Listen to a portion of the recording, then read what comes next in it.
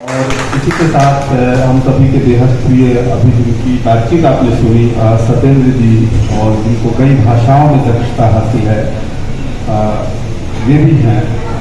ये पूरा का पूरा आयोजन जो कि जिसकी परिकल्पना ही एक तरह से आप देखिए कि आंसर वेंचर्स और नुक्कड़ नाट्य अभिनय संस्थान की ओर से की गई है, जिसमें नीतीश KS जी और गालिब ने एक शेर में कहा कि दहर में नक्श वफा वज़ है तसल्ली न हुआ। ये देखिए फिराक साहब ने ऐसे लोगों की कसके क्लास ली है जिन्होंने मिसराए जो है उला या एक ही मिसरे पे वाह कहा है। ये जो आदत है सारे श्रोताओं की एक ही मिसरे पे वाह कह देते हैं। अरे अभी मिसरा सारी बाकी है, आने तो दीजिए। तो कमाल का किस्सा है जब फिराक साहब ने दो सुनने वालों को जो है दौड़ाया था हाथ में चप्पल लेकर के, क्योंकि वो दो लोग शहर में आए और उन्होंने, और दो घटना में बता देता हूँ क्योंकि आपको अच्छा लगेगा। उन्होंने फिराक साहब से कहा कि कुछ हम लोग बहुत दूर से आए हैं, कुछ अशार आपसे सुनने चाहते हैं। और फिराक साहब का मिजाज आप जानते ही हैं, उन्होंने कहा कि नहीं ऐसा है कि अभी नहीं सुनाएंगे, मूड नहीं है। अरे फिराक साहब बहुत दूर से आए हैं, फिर आपको ऐसे सुनने का मौका कहाँ मिलेगा। तो खैर वो राजी हुए, कहा कि लेकिन एक शर्त है, दाद सही जगह पे देना। अच्छा एकदम इशार। तो फिराक साहब ने, और वो मशहूर शेर है कि एक मुद्दत से तेरी याद, वाह वाह वाह वाह। अब फिराक साहब ने ऐसे बिरगुती तानी, गड़बड़ हो गया जैसे कि फिर कहा कि एक मुद्दत से तेरी याद भी आई न हो, तो तक्कर वाह कह दिया जैसे बिरगुती जी ने कहा। अब फिराक साहब उठे और कहती रुको, तो वो जान गए कि ये पीटेंगे, और वो ग्राउंड फ्लोर का पूरा अहाता था उनका जहाँ बैंक रोड पे रहते थे। तो कहते हैं कि आगे आगे वो दोनों लोग और पीछे पीछे फिराक खड़ा। तो एक बार इसी तरह से हम लोग संकट मोचन संगीत समारोह में गए थे। मेरे साथ मेरा एक क्लासमेट PhD का अशोक थे, जो अभी झारखंड में है, शिक्षक है। तो ऐसे ही कहे कि लक्ष्मण भैया कुछ शेर सुनाइए। मैंने कहा कि ठीक है, शर्त वही लगेगी। और रात को 2:30 बज रहा था। मैंने जैसे ही सुनाना शुरू किया उसने वाह कह दिया। तो आप जानते हैं कि BHU कैंपस में एक छितुपुर गेट है। मैंने संतोष से कहा कि गाड़ी रोको। क्या हुआ? मैंने गाड़ी रोको, अशोक को उतारो। लेकिन सजा ये है कि पैदल आओगे अब, क्योंकि ये शायद की तौहीन है कि बिना उसकी पूरी बात सुने वाह कर दिया जाए। इसलिए निराला ने जब सरोज स्मृति में लिखा, जब उनकी सास ने कहा कि देखो भैया बेटी को पाल पोस करके बड़ा कर दिया, अब ले जाओ इसका ब्याह वहां करो, और निराला के पास कुछ था ही नहीं। निराला ने जो पंक्ति लिखी है कमाल की, कि सुनकर गुनकर चुपचाप रहा, कुछ भी न कहा न अहो न कहा।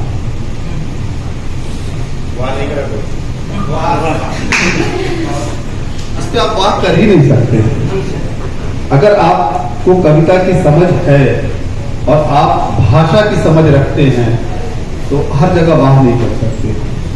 आप देखिएगा कि जब NCZC में नाटक होता है तो हमारे जो कलाकार होते हैं जिनसे यहाँ बैठे हुए हैं खुद, और प्रवीण शेखर जी जब कोई नाटक करते हैं तो हम लोग देखते हैं कि ऐसे दृश्यों पर भी लोग ताली बजाते हैं जहां बजाना ही नहीं चाहिए। इससे एक अभिनेता को कितनी परेशानी होती है।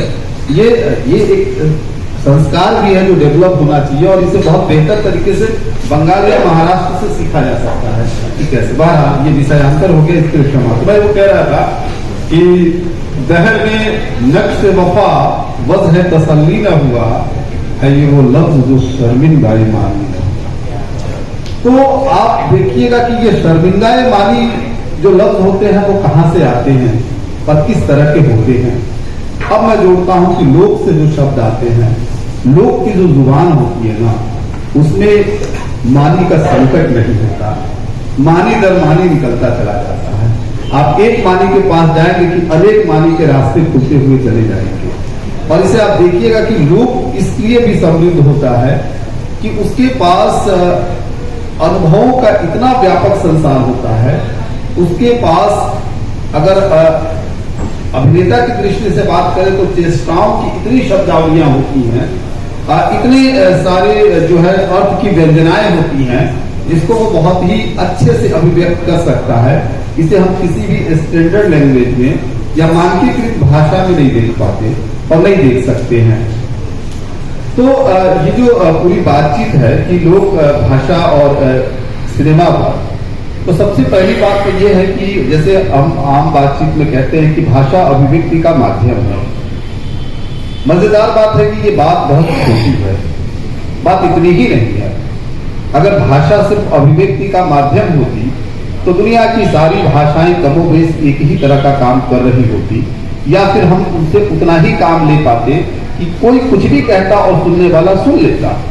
और अगर भाषा ही अभिव्यक्ति का माध्यम होती तो फिर उसमें चेष्टाएं कहाँ होती, और चेष्टाओं का क्या मतलब उसका क्या योगदान होता।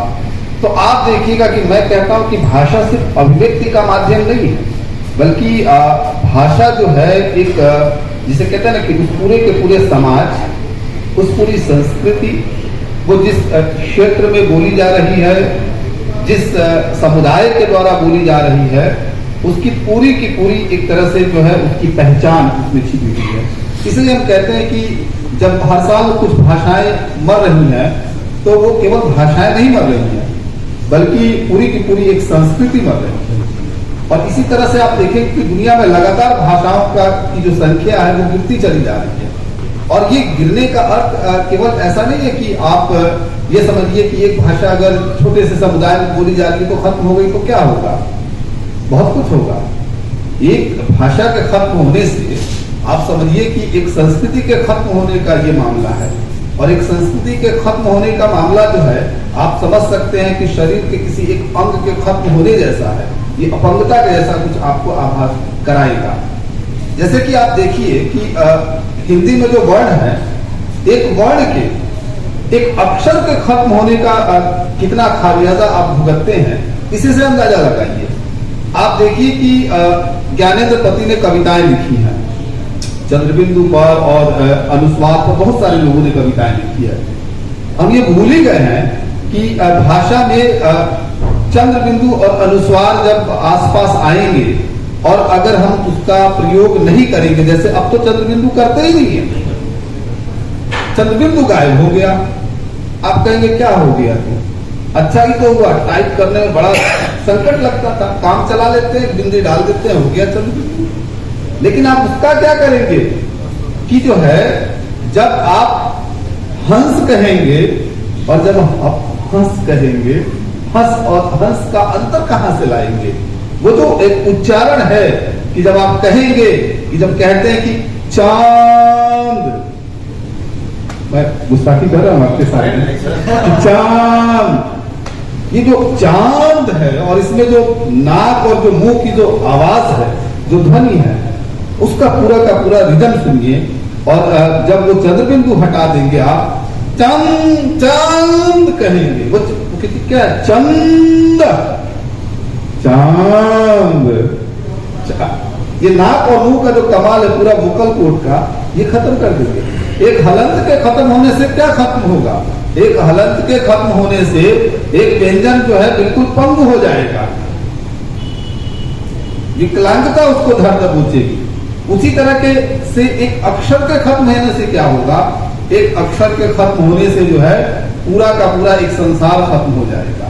आप सोचिए ना कि जब शास्त्रों ने ये कहा कि शब्द ही ब्रह्म है, तो माना होगा कि शब्द कोई देवता है, नहीं, शब्द ही ब्रह्म है जब कहा तो इसका मतलब ये है कि शब्द के पास इतनी शक्ति है कि अगर आप ठीक ठीक ढंग से उसका उच्चारण कर दें और उसकी पहुंच इस तरह से आपके पास हो कि वो पूरी तरह से आपको उसी अद्वितीयता का आनंद दिलाएगा जैसा कि आप किसी अध्यात्म में या किसी ऐसे ही किसी ब्रह्मानंद सहोदर में होते हैं।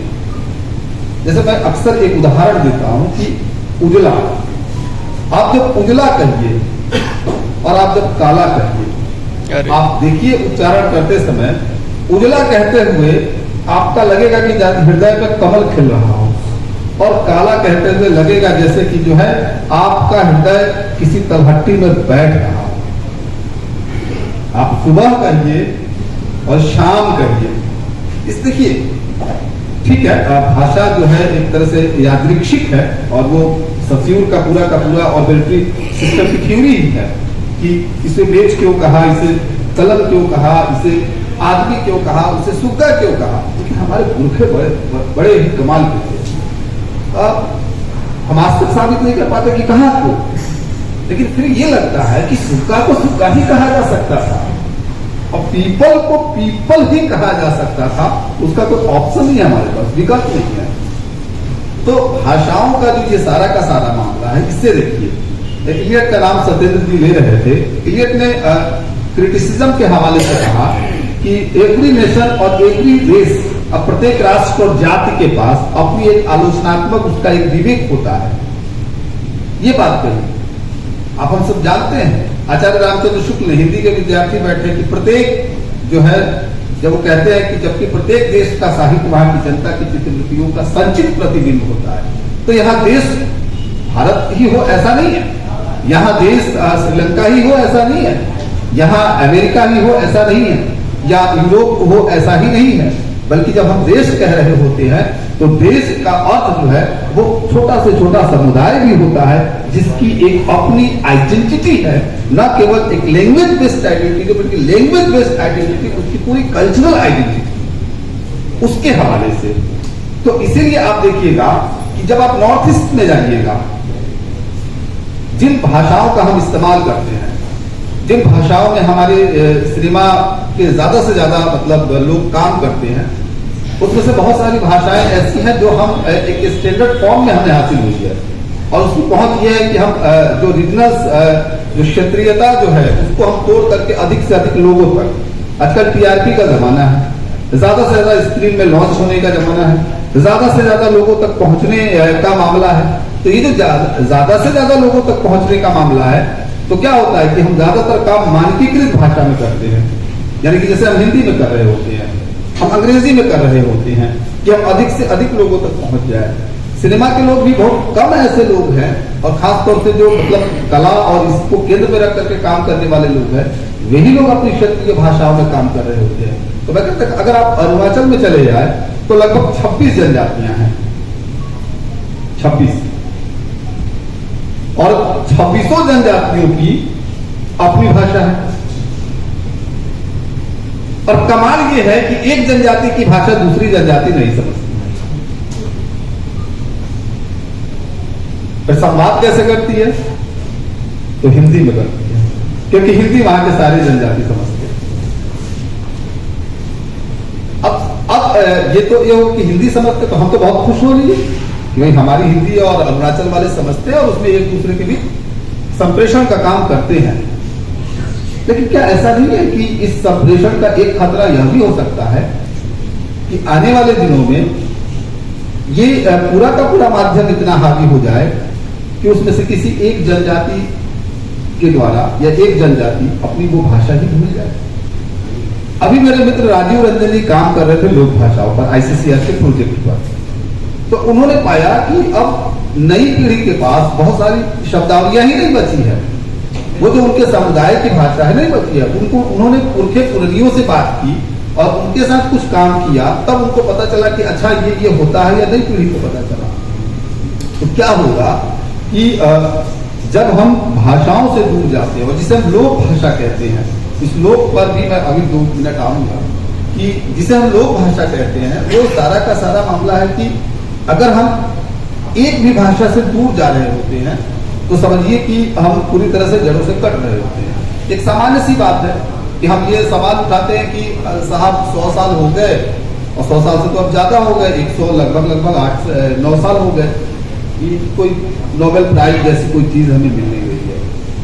हम ये भी देख रहे हैं कि हाँ, दुनिया में इतने सारे वैज्ञानिकों को इतने सारे पुरस्कार मिल रहे हैं, लेकिन हमारे वैज्ञानिकों को तो कुछ मिल नहीं रहा।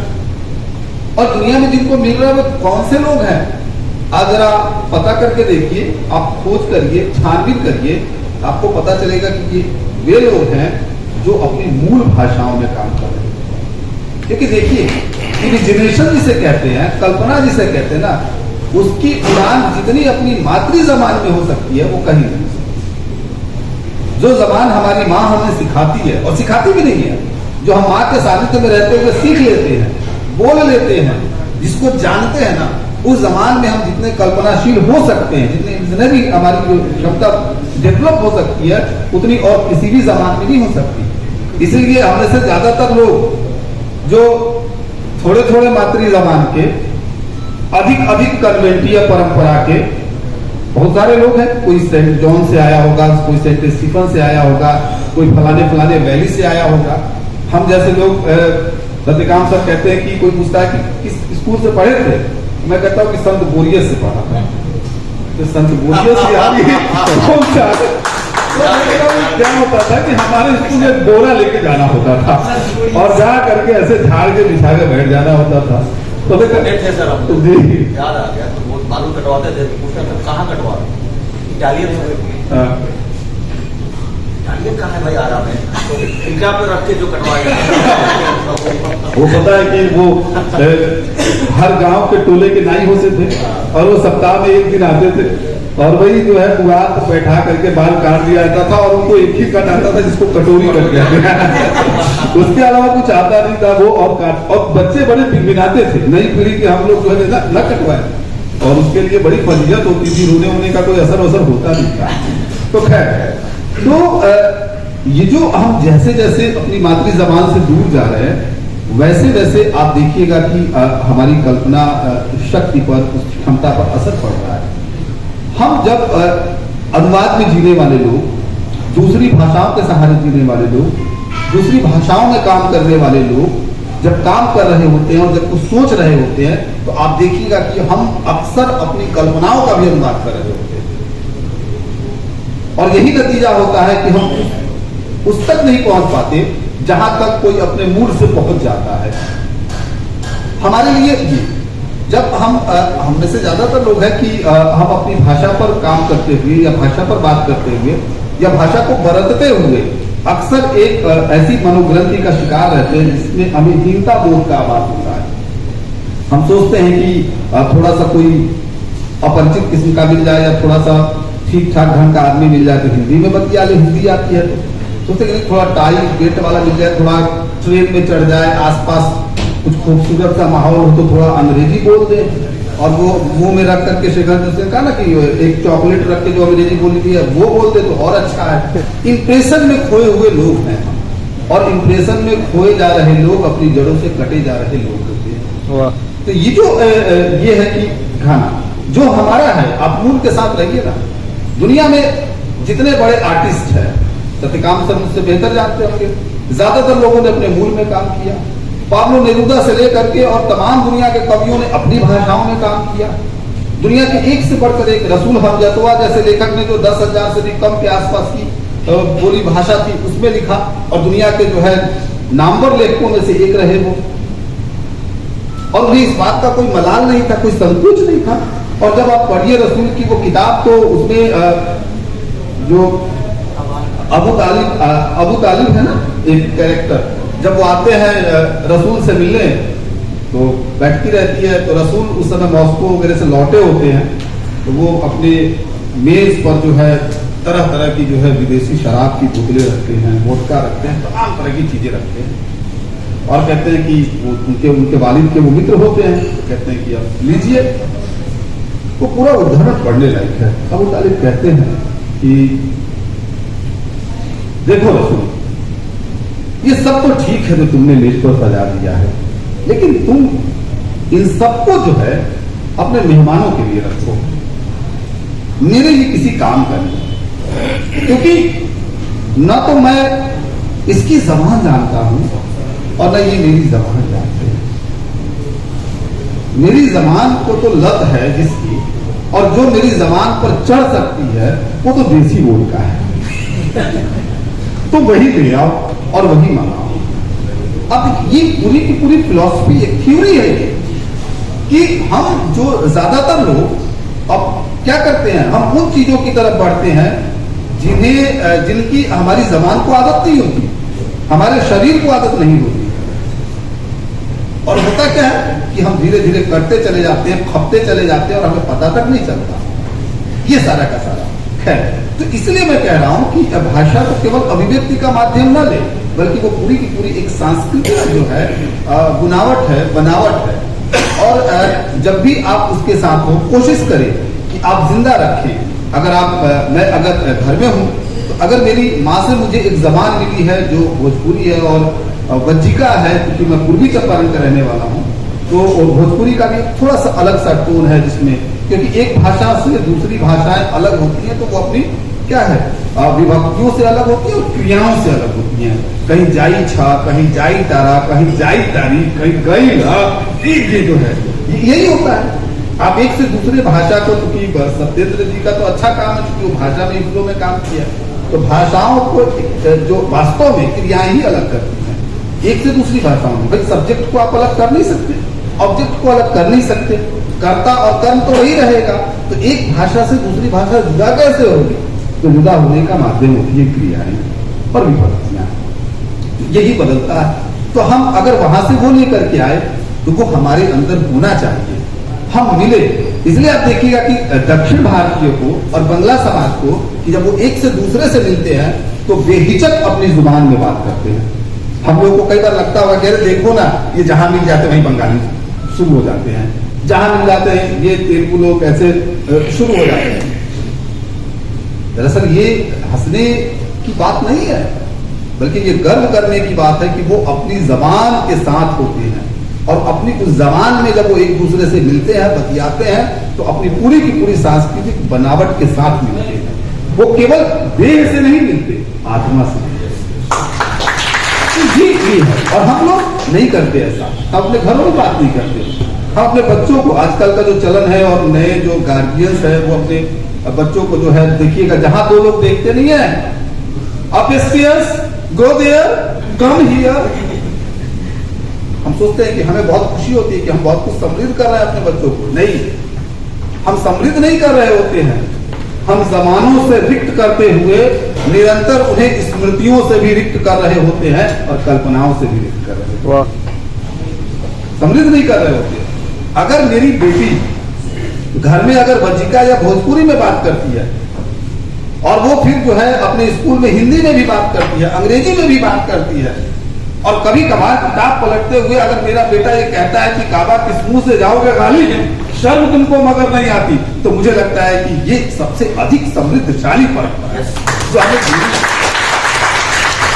हमें सिखानी चाहिए। आप कहीं भी रहिए, किसी भी स्कूल में पढ़ाइए, लेकिन अगर कल्पनाशील बनाना है तो उसे अपनी जड़ों के साथ जोड़ करके रखिए, तभी आइए।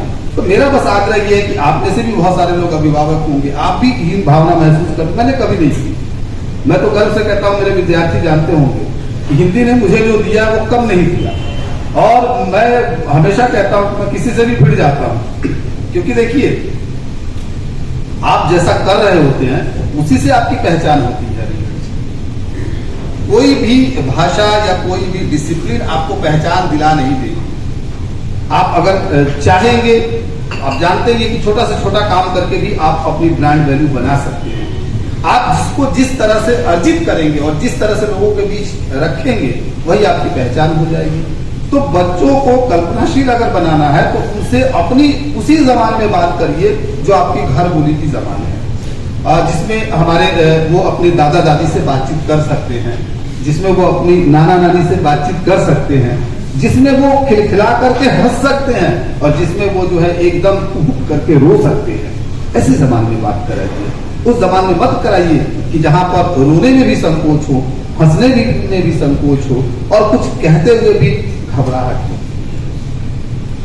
एक तो ये, एक दूसरी बात इसमें ये कहना कि लोग इसमें टर्म में था। देखिए भरत मुनि ने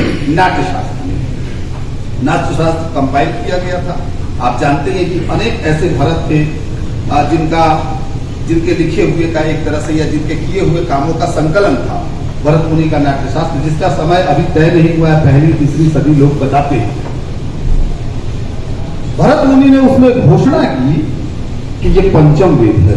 अब मैं आ रहा हूं सिनेमा की तरफ थोड़ा थोड़ा, मैं ऐसे ही भटकते भटकते बातचीत करता हूं, क्योंकि आप जानते हैं अध्यापक क्या है, ऐसे ही होता है, एक सिरा पकड़ा दूसरा। नीतीश जानते हैं मैं बहुत भटकता हूं। तो क्या होगा कि इसलिए मेरी कक्षाएं कभी कभी 2.5 घंटे 3 घंटे चलती है, पर आप लोग दबाव मत लीजिएगा, मैं उतना समय नहीं लूंगा। तो क्या होगा कि भरत मुनि ने ये लिखा कि जिन्हें वेद वर्जित है। अब समझिए, आप जानते हो कि एक समय में अभिजात लोगों को छोड़ करके, जैसे सो और आप सामंतवादी भी कह सकते हैं, या वैसे लोग जो बहुत समृद्ध थे अपने जमाने में, उनको छोड़ करके बाकी लोगों को तो वेद पढ़ने की इजाजत थी नहीं, जैसे कि शूद्रों को नहीं थी, जैसे कि महिलाओं को नहीं थी। तो उन्होंने ये कहा कि जिन्हें वेद वर्जित है उनके लिए ये है। और आप जानते हैं कि नाट्यशास्त्र को पंचम वेद कहा गया। पंचम वेद इसलिए कहा गया कि जो वेद नहीं पढ़ सकते हैं वो फिर कहां से दीक्षा लेंगे, कहां से शिक्षा लेंगे, वो सीखेंगे कैसे, उनको व्यवहार और तमाम तरह का ज्ञान कैसे होगा, और जो ज्ञानी है उनको भी व्यवहारिक ज्ञान कहां से होगा। तो उसके लिए कहा कि मैं उसी के लिए नाट्यशास्त्र की रचना कर रहा हूं। आप देखिए कि शूद्रों का पूरा समाज, स्त्रियों का पूरा समाज जो लंबे समय तक तमाम चीजों से वर्जित रहा, आज भी हमें से ज्यादातर लोगों के घरों में महाभारत छूने नहीं दिया जाता है। बेटी अगर कह दे कि महाभारत पढ़ना है तो तुरंत मां चौंक देगी कि महाभारत करेबू का। ये कौन सा मतलब कॉन्सेप्ट है, ये किस तरह की धारणा है, और इस धारणा को तोड़ने के लिए जो है उस वेद नाट्यशास्त्र की रचना हुई थी। उस नाट्यशास्त्र में भरत मुनि ने एक श्लोक कहा कि दुखार्ता न, शोकार्ता न, श्रमार्ता न, शोकार्ता न, तपस्वी न, विश्रांति जननम काले नाट्यम उद्भव सती, ऐसे करके मैंने कहा कि ये नाट्यशास्त्र किसके लिए है। तो कहा कि जो इससे गुजरेगा उसके दुख का परिहार हो जाएगा, श्रम का परिहार हो जाएगा, शोक का परिहार हो जाएगा, उसको विश्रांति मिलेगी। कौन से लोग थे जो दुख में डूबे हुए थे, कौन से लोग थे जो श्रम करते हुए जिनकी थकान या तो धरती को पता चलती थी या आकाश जिसका आभास कर पाता था, मनुष्य तो नहीं कर पाता। कौन से लोग थे जो मतलब शोक में डूबे हुए थे और किन्हें जरूरत थी विश्राम करने की, और किनकी जिनकी थकान को तोड़ने के लिए कौन सा माध्यम था। तो भरत मुनि ने कहा कि वो माध्यम नाटक ही हो सकता है, लोक की नाट्य शैलियां ही हो सकती हैं, और उसी के हवाले से जो है उनके इन तमाम तरह के जो है भावों से उन्हें मुक्ति मिलेगी। इसीलिए देखिएगा कि उसमें शूद्रों को जोड़ा गया, स्त्रियों के साथ जोड़ा गया, और कहा गया कि ये सब कुछ करेगा। इसका बहुत ही मतलब आप अगर एक प्रत्यक्ष रूप देखना चाहते हैं तो सत्यकाम सर को भी याद होगा, और आप में से बहुतों को, कि हम लोग बचपन में दशहरा के समय में हम लोग नाच देखने जाते थे, लोग नौटंकी देखने जाते थे, रामलीला देखने जाते थे, इस तरह की चीजें जाते थे। उन देखने पर भी आप देखिएगा कि सामंती समाज या उन घरों में इजाजत नहीं थी कि बच्चे चले जाए देखने, स्त्रियां चली जाए देखने, नहीं जा सकते। लेकिन आप देखिएगा कि एक जो समाज का वो तबका जो बिल्कुल पिछड़ा हुआ है, जिसके पास मूलभूत चीजें नहीं है, वो लोग सपरिवार जाते थे और रात भर देखते थे, और देख करके जो है कुछ हद तक जिसे कहते हैं ना कि जिसे अरस्तु ने कैथारसिस वाली विधि में कहा कि वो अपने दुख को मिटाते थे, थोड़ा सा उनकी थकान मिटती थी, और साल भर का एक तरह से साल भर की पूरी ऊर्जा समेट करके वो लौटते थे।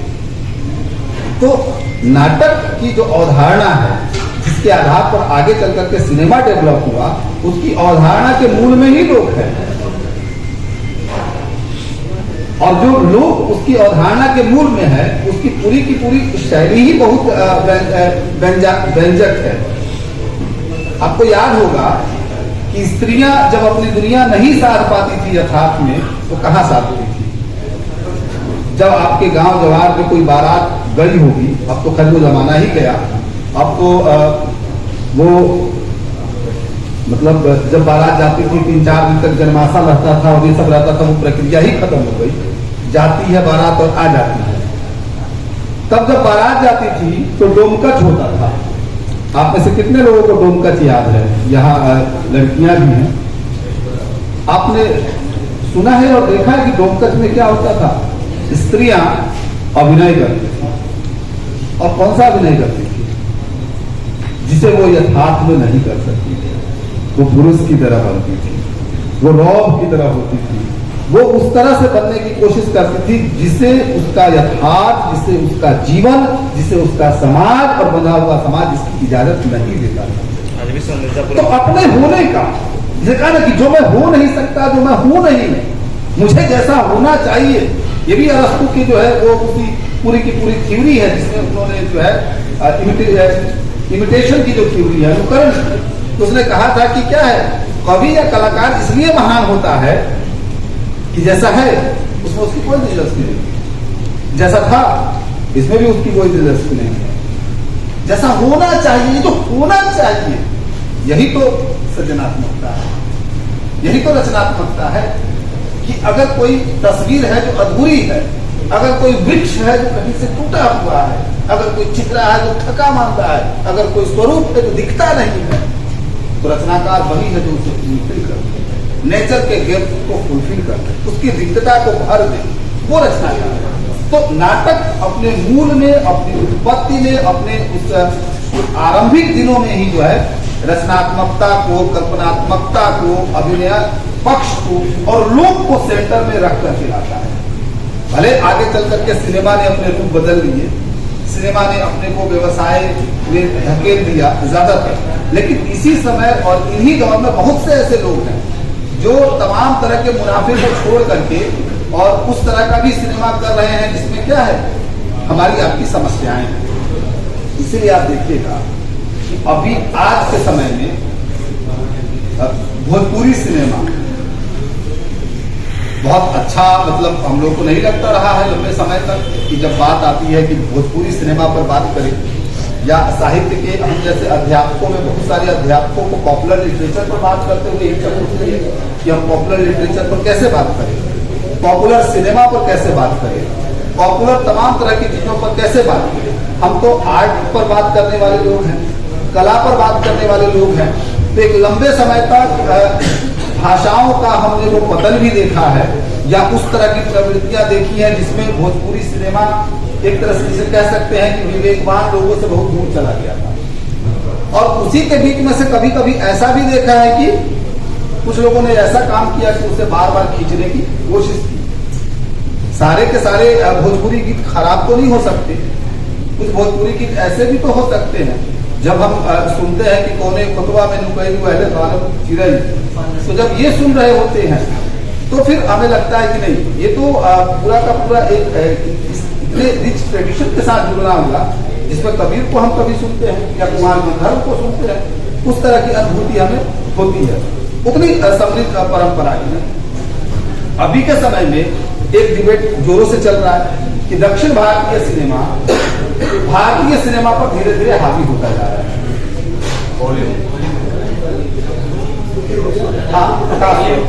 हाँ, बॉलीवुड पर हावी होता जा रहा है। तो आप देखिएगा कि इसके मूल में क्या है। आप अगर दक्षिण भारतीय फिल्म देखने के